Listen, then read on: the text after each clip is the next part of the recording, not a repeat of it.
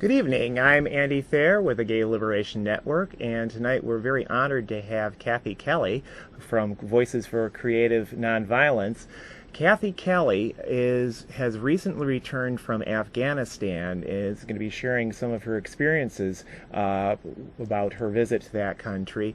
And while we in the Gay Liberation Network, we primarily spend our energies devoted to fighting for equal rights and liberation for lesbian, gay, bisexual, and transgendered people, we know that we live in a broader world, and that if we're going to expect solidarity for LGBT struggles, then we need to be concerned with and active against all injustices, that we need to have solidarity for our struggles from non-LGBT people, and part of the way that we make that happen is that we have to be seeking out justice struggles by others and be actively involved with them. And that's why the Gay Liberation Network has been very proud to be a part of Chicago's anti-war movement, and certainly the kind of information that Kathy's going to share with us tonight has a lot to bear with that, because we're coming up on the 10th anniversary of America's longest war, the U.S. invasion of Afghanistan in the fall of 2001. So, Kathy, could you tell us first a little bit about Voices for Creative Nonviolence and the kind of work that you do? Well, thank you. Our roots are in Voices in the Wilderness. We were sort of a Johnny One Note campaign. We went directly to Iraq. I guess we organized 70 trips. Maybe I was traveling on 24 of them, always carrying duffel bags filled with medicines and medical relief supplies. And as often as we could, when we'd return to the United States, we'd go directly to the U.S. Attorney's Office down at the Federal Building here in Chicago and say, well, we just came back from Iraq, and supposedly we broke the law, but we think we saw something very criminal, and that was the way in which those economic sanctions directly contributed toward the deaths of 500,000 children. And this was in the run-up to the illegal U.S. invasion of Iraq. The Clinton administration had imposed sanctions on, and George Bush before him, on the Iraqi regime, and this was literally killing people. Yeah. Tell well, people I think that a lot of people thought, well, you have to punish Saddam Hussein, but they didn't. The sanctions, economic sanctions, probably strengthened Saddam Hussein's government and brutally and lethally punished the elderly, the sick, and then so tragically children. I mean, can you expect the children to be accountable to change their government? So we felt we had a big responsibility to speak of what we knew from our visits to hospitals with families in neighborhoods. And we stayed in Iraq all through the shock and awe bombing. We still feel that every person in the United States has a big responsibility to try very hard to tell the truth about the war in Iraq, to look for ways to ease the affliction that still weighs so heavily on Iraqis. But meanwhile, and I'm guilty of this, another war was going on concurrently, and it's a war that's been forgotten before it's ended, and I'm thinking of the war in Afghanistan. Yeah, and we'll be talking about that in just a few moments, but first I'd just like to make a few announcements. The Gay Liberation Network, part of our job we see is talking about these sort of issues within the LGBT community, and actually one of the best opportunities to do that is at our North Halstead Market Days, which is coming up in a few weeks, and we encourage people to join GLN at that. We're going to be focusing on the case of Bradley Manning, the alleged WikiLeaker, who also happens to be gay, and arguably some of the kind of poor treatment that he has received at the hands of the authority are because he is gay. And if you want to get involved in literally helping us do outreach to a few 100,000 people over the course of a weekend in Chicago, we invite you to contact us and get involved in the North Halstead Market Days. There you see another scene of it there. You can just call us at 773-209-1187 or lgbtliberation@aol.com if you'd like to get involved with that. But also I'd just like to this is an opportunity for us to turn this country even more against these wars, to free important freedom fighters like Bradley Manning from their unjust incarceration. And so please do contact us if you'd like to participate in that activity with the Gay Liberation Network. But on to Afghanistan. Tell us about how you got involved in justice, fighting for justice for the Afghani people, and how you happened to go to Afghanistan, Kathy. Well, I'd actually trace it back to our friend Jeremy Scahill. Some of your listeners and viewers may know about Jeremy as the author of a book called Blackwater, and he's a friend of ours. We've known him for a long time, and he came to visit us in Chicago. He was here to give a talk, and he was literally pounding our kitchen table saying, Kathy, when are you going to get in touch with the 21st century military? And I was thinking, I didn't know what he was talking about, really. Yeah, yeah. So I went on Google and educated myself pretty quickly and began to learn about predators and reapers and drones, the unmanned aerial vehicles that are kind of like the Lady Gaga of the industry now. There are more pilots graduating from the U.S. Air Force who can pilot these unmanned aerial vehicles than the ones that get in the cockpit and start taking off of runways. Well, quite honestly, we thought the place to go to better understand who is bearing the brunt of these kinds of attacks is Pakistan, and that's what we did. Yes. But in one of our trips to Pakistan, we thought, well, maybe we should go over to Afghanistan. We had a very clear invitation from a hospital, the Emergency Surgical Centers for Victims of War, who will stitch up anybody who comes, and they've done a lot of stitching up. Yeah. And so my first trip was just mainly staying at a hospital, meeting patients, and then talking with people who were willing to come over from various groups that had been on the ground for some time and who would talk to us, and learning from the doctors from the hospitals and other emergency surgical center for victims of war places in Lashkargah, in the heart of the war zone in the south, and then also we visited Panjshir. And out of that, we began to follow up on a contact that we'd made some time back with the Afghan Youth Peace Volunteers. Some of us have fasted for maybe 12 days in Washington, D.C. as part of the Witness Against Torture, and we learned that these young Afghan teenagers were fasting with us. So this is remarkable. How did they ever hear about us? And so we had a Skype phone call with them. Yeah. And I'll just quickly say that one of my friends said, well, should I tell them that it's Martin Luther King's birthday? And I said, yeah, it's a free country. And as soon as he mentioned the Reverend Dr. Martin Luther King, the kids, there was kind of a commotion at the other end. They were trying to figure out who should be the first to deliver their memorized quotations from the speeches of Dr. Martin Luther King. And I thought, I really want to meet these young people. Well, we're going to make it a little bit easier for people to get in contact with Voices for Creative Nonviolence, because we've got your website right up on the screen there, and you can get in touch with Kathy and the other great people at Voices for Creative Nonviolence, as well as read a number of very interesting and informative articles about what's actually going on in Afghanistan and why we should not be in that country. We, the proverbial we, the United States, not any of our audiences to blame for that, probably.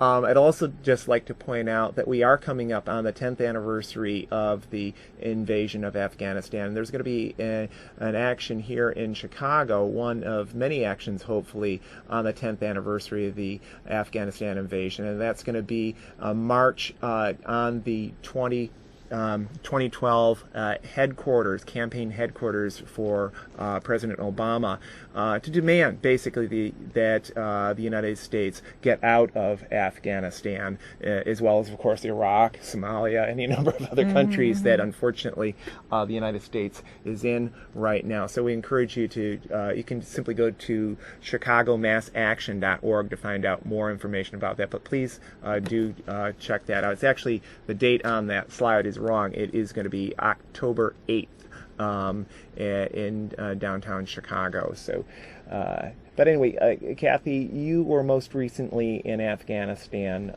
when then? In March and April of this year. I think it's so important for people to press very soon for the United States not to sign on to a strategic protection agreement with the government of Afghanistan, because essentially that agreement will codify the extension of United States bases in Afghanistan for it seems indefinitely. Yeah. And I think the United States wants that very much. There's this Turkmenistan, Afghanistan, Pakistan, India pipeline. And UNICAL back in the 90s said they would start that project, and it never was completed. And now the Asia Development Bank has said, okay, we'll bankroll it, we'll finance it, and that was at the NATO conference in Lisbon in November of 2010. And so the United States has said, yep, the construction will start soon, it'll end in 2014. When are the Obama administration people ready to bring the troops back? 2014.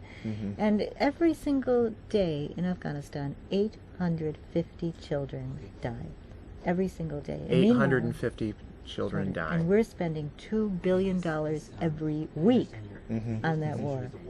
Well, and now that you bring up the whole financial aspect, we have this circus going on in Washington right now, and I think a lot of our viewers, a lot of the American public doesn't realize that there's this saying, oh, we got to raise taxes or cut this or whatever in order to balance the budget. But fully about 63 or 67% of the national budget goes to paying for current or past wars. Moreover, the American military budget has nearly doubled since 9/11. Just 10 years ago, we were spending about half as much on the military. And now, today, the United States spends as much on its military practically as the rest of the world combined. So if you should be concerned. Are we safer? Are we making ourselves safer? I mean, I don't think that the United States should be overprotected compared to everybody else in the world. At any rate, but I think that we've become such a menacing threat to other people with our drone aircraft being able to choose high-value targets and without any pilot in the plane be circling around and then deciding to fight using Hellfire missiles or 500-pound bombs. People in Pakistan, it was reported in today's New York Times, have a 12% approval rate of the United States. That means 88% of the country doesn't approve. Well, and I think Kathy brings up an important point. Poll after poll, not just in Pakistan, but in countries around the world, the overwhelming majority of people in the world today see the United States government as the #1 threat to peace. The United States, not terrorism or whatever, the United States government as the #1 threat to peace. And #2 is Israel, which just happens to be the United States' largest military aid recipient. So I think arguably the fact that this war started in Afghanistan has now spread to Pakistan, Somalia, Yemen, and any number of other places. The fact is that people are resentful over the domination that the United States wields over their lives, and that is frankly a fertile recruiting ground for terrorism. And I think people don't want their invaders and occupiers to dictate their futures. Right. Quite honestly, there are lots of people we've met in Afghanistan who are very, very afraid of what's going to be coming around their corner for them. They anticipate more violence, possible civil war.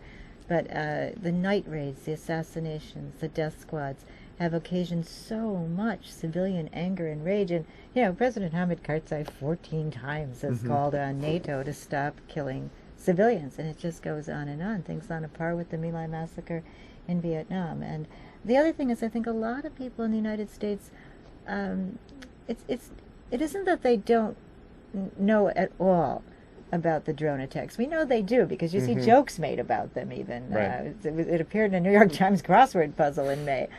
People know, but I think that the news treats it as just such a small, brief item and then go on to the next calamity and there should be constant daily coverage of what's happening in Afghanistan. Yeah, I think a lot of people feel powerless, frankly, to change American foreign policy because they get the promises from the Democrats that they're going to do something better than what the Republicans did. Instead, we have dramatic increase in war spending.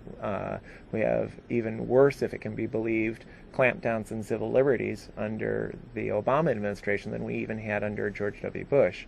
I mean, and so I think for people to be receptive to that information, which initially is pretty disheartening. You talked about the number of children who die each day in Afghanistan. They have to feel like they can do something with the information rather than just get depressed by it. And I want people to sit up straight. I'm not so full of sympathy. Yeah. I find that people are dedicating tremendous amounts of effort to organized forms of entertainment and sports. Lots and lots of energy goes into mandatory gift-giving days and the soccer games and making sure that their families are on board with all kinds of entertainment and sports. Suppose that some of that went into, pick your issue, environmental protection, ending war, living more simply and rationally as people on the planet. I think that we've got to change our sense of what it means to be an adult in this country. And I think that an adult in this country has some responsibilities. And one is to stay informed, and the other is to find some way to become active. And I can see that people might feel overwhelmed. But I mean, look at this country's history. The Freedom Riders. Yes. These were some of the most dispossessed and afflicted people in history, in modern history. And what they undertook to move forward with the civil rights movement was stunning. Now, that's part of our history. We can learn from that. We can get some backbone from it. And I would expect that a rational, thinking United States adult would take a look at the fact that, we've got political people saying that they can't raise taxes. Well, I'll confess I've resisted all forms of federal income tax since 1980. But the combination, you can't raise your taxes. We're going to give over half of the budget to the defense industry and the military, though there'll be nothing left to try to create the kind of security that people in the United States do need when it comes to education, employment, and health, security. Employment. These are all forms of security, infrastructure security, that are important now. Is this what we want to give to the children? Is this what the people who say, well, I have to take care of my kids, want to accept as the world that they'll hand off to their children? I think we have to really press one another to rethink. And some of it just means slowing down and thinking hard about these issues and then finding kindred spirits and taking action. Like exactly what you've announced earlier. Why don't you announce that again? Oh, okay. Well, again, that's Saturday, October 8th, 12 noon at the corner of Michigan and Congress. And again, I'd just like to point out, if you want to find out more about Kathy Kelly's organization, Voices for Creative Nonviolence, I'd encourage you to check out their website, www.vcnv.org, to find out more about that. That's really a great resources, and you've got links, I assume, to other organizations as well. We do, Andy, and one thing I want to mention is that on that website we have what we call the Afghan Atrocities Update, and it's been our effort to say we're not just going to turn the page and act as though, well, what can you do? So we do detail each time that civilians are killed by the United States / NATO / ISAF forces, and it's about once a week. It's a terrible scar on this country's history to have been at this war in Afghanistan against one of the poorest countries in the world. We're also, if people are looking for ways to get further involved, we know that NATO and G8 are coming for a summit here in Chicago in May. Absolutely. A little bit of advanced planning time. May for all of 2012, us. yes. Yeah. In fact, the Gay Liberation Network, we're involved in some of that organizing, as Imagine Voices is as well. This demonstration that I mentioned on Saturday, October 8th, we see that as in many respects a dry run for the protests that are urgently needed against the G8 and NATO. In the words of Martin Luther King, the greatest purveyors of violence in the world today. This truly is the cream of the crop of the worst war makers who will be coming here to Chicago in May 2012. I'd just like to make a few announcements before we close out the show with some closing comments. And the first is that if you'd like to get involved with the Gay Liberation Network, we meet the first Wednesday of each month at the Burger Park Cultural Center. Our next meeting is going to be next Wednesday, 7 p.m., August 3rd, again at the Burger Park Cultural Center. And you can check out the Gay Liberation Network. Our next show is going to be on Friday, August 12th, here at the same time, 6:30 p.m. And we encourage you to tune in again for that. Kathy, what do you think is the single most important thing that people should do to work for justice in Afghanistan today? Here in the United States, what is the most important thing people should do? Well, at this point, I think can I say two things? Gonna have to be very brief. All right, very brief. Get in touch with the Afghan Youth Peace Volunteers. You can do that by going to our website. Get to know these youngsters. They're extraordinary. Secondly, the Strategic Protection Agreement. Call your congressperson and say that you don't favor that. If they don't know what they're talking about, tell them they should, and carry on with a little bit more information about that. Don't sign the Strategic Protection Agreement. Great, and you can find all that about at the VCVN. Am I getting that right? As long as we have it nonviolent. Okay, nonviolent. Thank yeah. you. Website. Just before we close out, I think it's very important to note the passing of a very important person in not just the anti-war community and the gay community, but frankly a great man in every respect, and that's Ifti Nassim, whom we lost a week ago tonight. Ifti Nassim, for those who didn't know him, was a world-renowned poet. He was the first openly gay published poet in the Urdu language. He was also a key fixture in the anti-war organizing in the city, particularly before his health failed over the past few years. He was the single most important person behind Chicago's largest ever truly interracial demonstration against the wars that happened in February of 2003 on the eve of the U.S. invasion of